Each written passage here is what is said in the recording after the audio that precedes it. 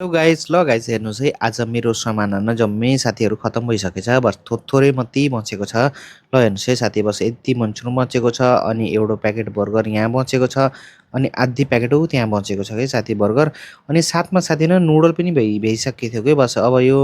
बर्गरको लागि मात्रै राखेको थिएँ मैले अरू खतम भइसकेको थियो खाने नुडल मेरो अनि साथमा साथी न मलाई नि भोक लागिसकेको थियो मैले नि भने यति मलाई हाल्दे भनेर भाइलाई हालिदिएको ल हेर्नुहोस् है बस अब मैले पनि खाँदैछु अनि साथमा न प्याज हालेर खान पर्यो भनेर हेरेको त टोक्रामा खाली थियो अनि उताबाट भाइले निकालेर दियो अनि खाँदैछु साथीहरू अनि साथीहरू यो नुडल बनाएको थिएँ मैले होइन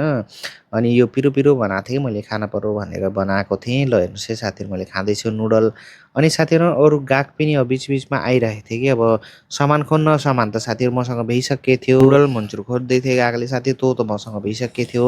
किनकि मन्चुर पनि बस अब यति रहेको थियो क्या बस अब 30-40 रुपियाँको जति रहेको थियो बाँकी अब जम्मै खतम भइसकेको थियो कस्टमरले त अब एक प्लेट खोज्दै थिएँ अनि साथीहरू मसँग जम्मै सामान भइसकेको थियो अनि बस मैले फेरि पनि एकचोटि तपाईँलाई देखाइदिन्छु कि साथीहरू ल बस अब यति गर्दैमा हामीले जम्मै सामान भइसकेको थियौँ साथीहरू हामीले सामान कट्ठा गर्दै थियौँ साथीहरू ल हेर्नुहोस् है हामीले उहाँ रेडामा लगेर राखिसकेको थियौँ कि सामान साथीहरू